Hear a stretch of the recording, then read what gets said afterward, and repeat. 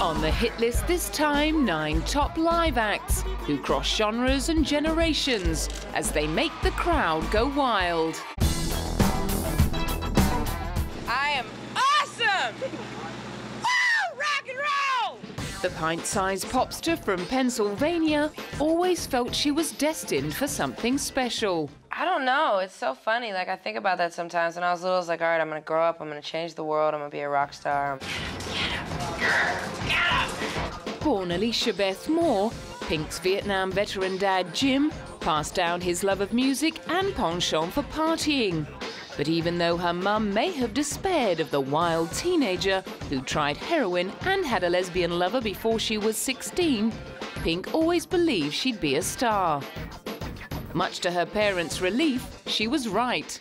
I always said I was gonna do it, and they just didn't believe me. And my mom sometimes is like, I can't believe that you made this all happen. Like, yeah, I told you so. By the age of 22, she'd already released 2 hit solo albums, won a Grammy Award, and built a reputation for being one of the smartest and most sassy women in pop. Not to mention one of the industry's top live performers. For her I'm Not Dead tour, she rolled out some pretty spectacular circus tricks, including performing acrobatics while suspended meters above the stage in strips of silk. I don't like anything that's not dangerous, so there's definite danger. We had to change out our motors because they broke, and I got hogtied in the air at about 30 feet. That wasn't fun. Night number 2. It's fun. It's fun, especially when you can scare the crap out of everyone that's working on the tour every night. Makes you feel good. Despite her crazy schedule, she hasn't forgotten her childhood commitment to changing the world and regularly cashes in on her celebrity to stick her neck out for a raft of social and humanitarian causes. In 2006, she blasted fellow singer Beyoncé for wearing fur. In 2008, she got behind the campaign to end cruelty to horses in New York City. For Pink, the ability to turn the spotlight on important social issues comes with the privilege of being a celebrity. Someone likes your music or likes what you do, or knows that you have a tendency of pissing people off, they'll want to know, what's she doing this time? So whether they agree with it or not, they'll have an awareness, oh, I didn't even think about that. Oh, I didn't even think that would be cruel. Hello. I'm very famous. There's so many people here. I must be really famous. Indeed he is. In 2006, he broke the world record by selling 1.6 million concert tickets in a single day for his world tour. He sold more albums than any other solo British artist. He talks about himself in the third person. But for some reason, Robbie Williams can't quite crack the US. And why I'm not as big in the States is because over the course of the 7 albums that I've had out, I've spent 2 months promoting my albums in America. I've actually spent longer than that in France. You know, everybody keeps going on about how Robbie Williams hasn't broken the States. You know, Robbie Williams really hasn't tried to break the States because Robbie Williams hasn't been that bothered. And he was quite content with the way things had gone since his split from Take That in 1995. I'm really happy. I'm really enjoying being a pop star. You know, it's... I think that in the last 2 years, I've started to enjoy everything that's coming into my life, and I'm very lucky to be where I am. And I know that, you know, all of you people turn up to ask me questions, and it's exciting, you know, and stuff like this happens every day. I'm not saying 200 people turn up to ask me questions in my bedroom, but exciting things happen to me all the time, and you know, I'm just enjoying myself and enjoying it. Contrary to his claims of contentment, cracks started to appear soon after, when he decided to move to LA. In 2007, he underwent a spell in rehab in Arizona for a dependency on prescription drugs. After finally enjoying some success on the US dance club charts with songs like Love Light, She's Madonna and We're the Pet Shop Boys, he announced he was moving back to the UK in December 2008. Since then, rumours have abounded that he could be thinking about reuniting with the recently reformed Take That. Far from denying the rumours, Robbie has confirmed that he loves the idea of being back in the gang and has been quoted as saying, "We got together a lot over the summer. It was amazing. We've all matured a lot since we parted. I'm very pleased to say the differences we've had have just melted away." One artist who knows how to whip a crowd into a frenzy is Beyoncé Knowles. Wherever she touches down, she has fans gushing over her live shows. Beyoncé, I think she's a total overall rounded entertainer. बहुत अच्छा गाती हैं. Of course, she's a great showman, and I'm here to see her.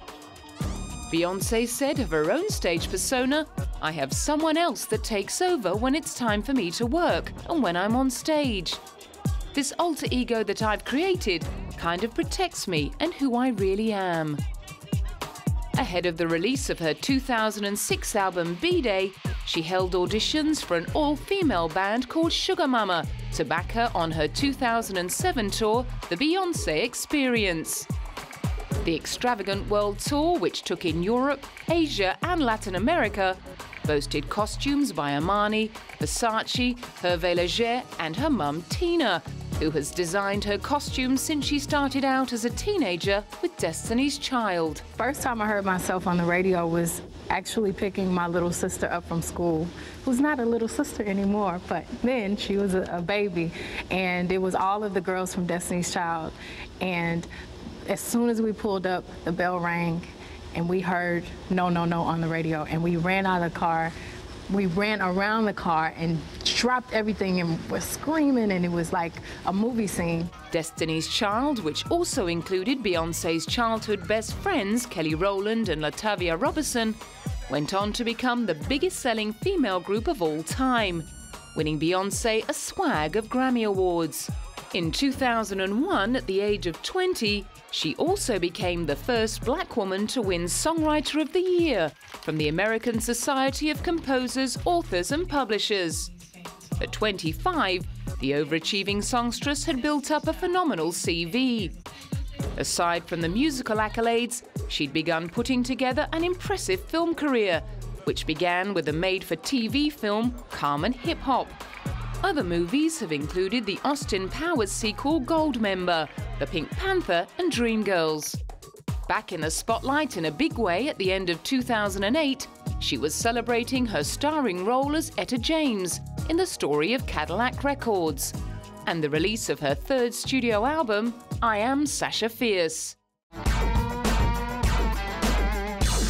Alternative rockers Radiohead were recently voted the 5th best live band of all time in a British poll.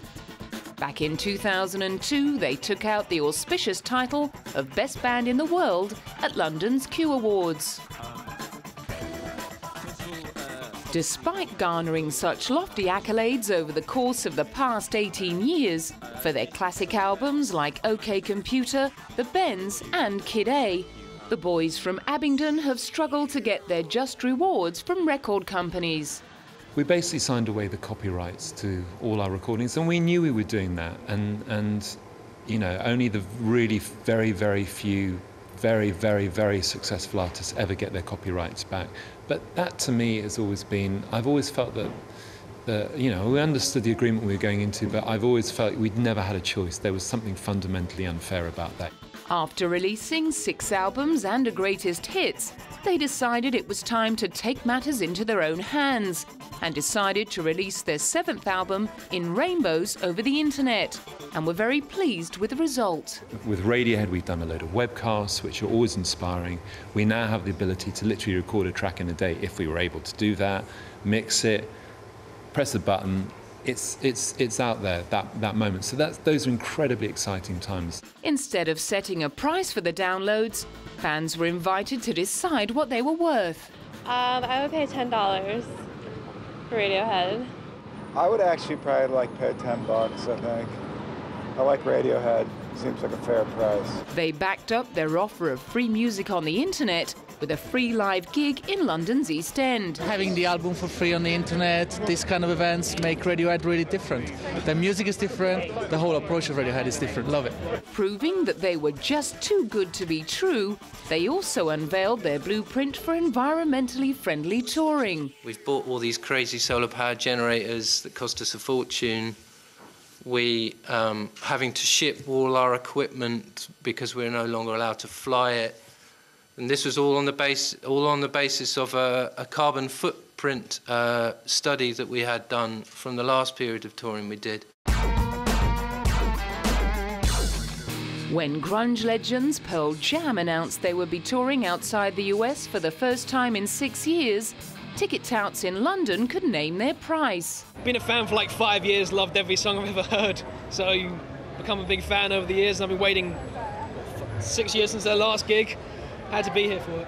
I paid £175. Oh, 150. But we know that people have bought them for £500.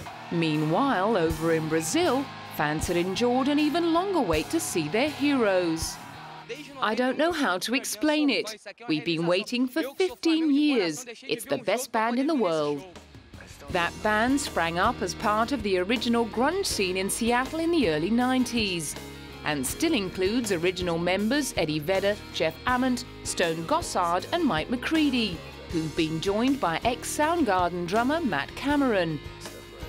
They broke into the mainstream with their debut album 10 in 1991 and have gone on to sell around 60 million albums worldwide. Despite all the fame and fortune, rather like Radiohead, they've remained very conscious of social and political issues and put their money where their mouth is when it comes to the environment. There's a million ways to look at the kind of impact you're having on the planet. We're looking at, our supply chains, we're looking at where our CDs are manufactured, what kind of chemicals go into those, how far they have to fly, what are the working conditions of the people that work at those factories. I mean, it goes back endlessly. That's what I hope is the future, is doing a full assessment of the band's impact on the planet and doing everything we can to try to counteract as much of the bad stuff that we do as compared to the good stuff, I guess. Looking back over Pearl Jam's evolution upon the release of their self-titled 8th album, they acknowledged it hadn't been an easy ride. 15 years ago, we were pretty rough and raw in terms of how we approached one another, and I think sometimes we probably stepped on one another occasionally trying to get our idea across. I think all of us in the band have had different struggles with each other. It seems like the easiest job in the world, and in some ways it could be. But I think we put it on ourselves to make it hard. It wasn't always pleasant, but I think that positive things came out of it. Elton John may be from the old school of rock and roll, but he still knows how to get them dancing in the aisles. He's just extraordinary, Elton. He's got what we call staying power. I saw him first when I was 14 years old at the American School in London, wearing those great big platform heels. Fantastic. Mind-blowing. Don't know what else to say. His discography includes 7 consecutive US #1 albums and more than 50 top 40 hits. The 5-time Grammy winner was born Reginald Kenneth Dwight in northwest London in 1947. A piano prodigy at the age of 4, he formed his own band at 17. 3 years later, he teamed up with lyricist Bernie Taupin, and in 1970, he struck gold with his second album entitled simply Elton John. His piano-based rock and roll cut through in a world dominated by guitar heroes and spawned hits like Crocodile Rock, Daniel and Rocket Man, before his personal life took a nosedive in the mid-70s, which saw him battling bulimia and addictions to drink and drugs. His comeback in 1980 was celebrated with a free concert in New York Central Park in front of 40,000 fans. Since then, his many hits have provided the soundtrack to a roller coaster life that has included plenty of bereavement and money troubles, as well as a short-lived marriage to a female sound engineer, followed by an announcement that he was homosexual, and his subsequent marriage to longtime partner David Furnish. Along the way, he's also composed the music to several stage musicals, including the worldwide smash Billy Elliot. Upon turning 60 in 2007, he proved he's also a huge hit with his fellow celebrities, largely due to his incredible commitment to his AIDS Foundation, which has seen him raise millions of dollars through his extravagant annual parties. Every time I see him, I kiss him. And I wish him well, because he's a real shining light in our lives, and we adore him. No wonder Sir Elton is pretty happy with the way things have turned out. I honestly feel I couldn't have asked for a better life. I mean, I wanted to be involved in music, whether it was working in a record store, whether it was working at publishers, whether it was writing, whether it was... I didn't envisage ever being a singer. That happened by accident. In 1994, the price of tickets to Barbra Streisand's first concert tour in 27 years topped out at $1,500. Despite the exorbitant tag, the entire tour was sold out in under an hour, making her the highest-paid concert performer in history. 12 years later, at the age of 64, she was showing younger stars the way by smashing records again and grossing a staggering $92.5 million over just 20 dates in America, without any bells or whistles. The show is quite different. It's really about the music. The music and me, it's much simpler. I don't have any pyrotechnics or trap doors, except sort of one. But no, it's just the music and me. Even without a sumptuous stage show, fans over in London were happy to hand over £500 a ticket. She's worth every penny. If you get a chance to see her, go and see her. She may not be around for much longer, but at the moment, fantastic. Much of that was being siphoned off for worthy causes. Money for great charities that I believe in. You know, there's so much to be done in the world today, and certainly even medical research for women and fighting against nuclear proliferation, global warming, so many good things to do in the world that I have to raise money, you know. Born in Brooklyn in 1942, Barbara's career kicked off in a gay bar in Manhattan's Greenwich Village in 1960. 3 years later, she was opening for Liberace in Las Vegas. And by the end of the following year, she'd proved that she could also act. Her starring role on Broadway as Fanny Brice in Funny Girl was turned into Hollywood gold in 1968, when she won an Oscar for nailing the same part in the big screen version. In 2004, she returned to acting after an 8-year hiatus to play Ben Stiller's mother in the much-anticipated sequel to the comedy blockbuster Meet the Parents. The need to prove to herself she could still act was just one of her reasons for saying yes to Meet the Fockers.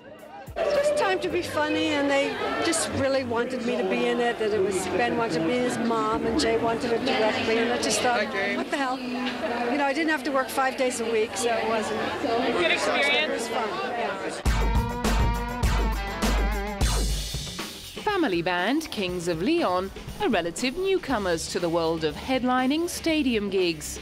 Made up of 3 brothers and their cousin, the alternative rockers from Tennessee got together in 2000, claiming that their music was equally influenced by their religious upbringing and Jack Daniel's whiskey. Over the course of 4 albums, they steadily gathered critical and commercial cred, just about everywhere other than in their home country, until they finally struck platinum with their 5th studio album, Only by Night, which was nominated for 3 Grammys. It feels good to get to say I told you so to all these people at the, you know, it's one of those things where, you know, you always want to be successful where you're from, you know, and you know, it was kind of bittersweet being huge, you know, the rest of the world. Then we would come home and no one even knew who we were in America. So, you know, it feels great, man. I mean, who would have thought that, you know, we would be nominated for Grammys and. Suddenly, their live services were in huge demand. Having already learned from the best with support tours of U2, The Strokes, Pearl Jam and Bob Dylan, they were more than ready to headline the Pyramid stage at Glastonbury, as well as taking top billing at Tea in the Park and the Oxygen and V festivals. They followed those up by full stadium tours of Australia and the UK. However, they didn't quite fit the sex, drugs and rock and roll image. Now we bring our girlfriends on the road. Like, we watch Sex and the City. We like having big, strong men around us that makes us feel like we're celebrities. It's like, please, you have to be here. There's going to be a lot of 13-year-old girls here. I don't trust those Jonas Brother fans. But that's not to say that they don't enjoy some of the more traditional trappings of being rock stars. For instance, they partied so hard in the studio, Caleb forgot they'd even recorded one of the songs on the album. Thankfully, all the songs on Only by Night were memorable enough to land them 3 nominations for the 2009 Brit Awards. They seemed a little nervous ahead of the show. So how are you feeling, first of all, to be here tonight? Good. It's amazing to be here. Amazing to be nominated. This is the most stressful part, though. Yeah. We're not used to this. Yeah, once this is over, we're good. Good enough to take out Best International Act and Best International Album. Flashy indie rock band The Killers are famous for pulling out all the stops at their live gigs, from fake plastic palm trees to feather-shouldered velvet jackets. Flamboyant lead singer Brandon Flowers believes the band's aptitude for showmanship stems from their early exposure to bright lights and spectacular entertainment. There's a lot of heaven and God and devil in there. I guess it's a pull. It's a constant push and pull within this. I think growing up in Las Vegas really prepared me to be in a rock and roll band. Their first album, Hot Fuss, released in 2004, went 4 times platinum in the US, spawning 3 hit singles, including the high-octane smash Somebody Told Me, which continues to go off at gigs. Every time it starts up, I just think, you know, the crowd usually just lights up the second the intro starts, and I just know that one's going over good, and it's a fun song to play live. Next came Sam's Town, which Brandon confidently declared would be one of the best albums of the last 20 years. Reviews were mixed, but they ended up scoring 2 Brits and an MTV Europe Award. Yeah, it means a lot to be kind of recognized, you know, among these other great artists here, and it's good to be kind of, you know, thrown in with the bunch, I guess. However, they didn't let the accolades and self-confidence make them complacent, as they worked on their 3rd original album, Day and Age. We're constantly developing, which is the idea, I guess, is to grow, and you don't want to get stuck. And so we became a really, I think we became a really great live band during Sam's Town touring, and I think we used that to our advantage while making this album. Everybody's kind of at their strongest. And it's really, I think it shows on the songs. Those songs included the lead single, Human. Rolling Stone magazine dubbed the line, Are We Human or Are We Dancer? Classic Killers nonsense, while Rolling Stone's readers voted it Best Song of 2008 and helped to deliver the band another US Top 40 hit. Brandon puts the Killers' success down to not being afraid of making fools of themselves. We didn't have those inhibitions because we're not from New York, or we're not from, you know, I think there's a lot of that comes from being around all these other bands in these cities, and it's really, I think it's fear, and we just didn't have it.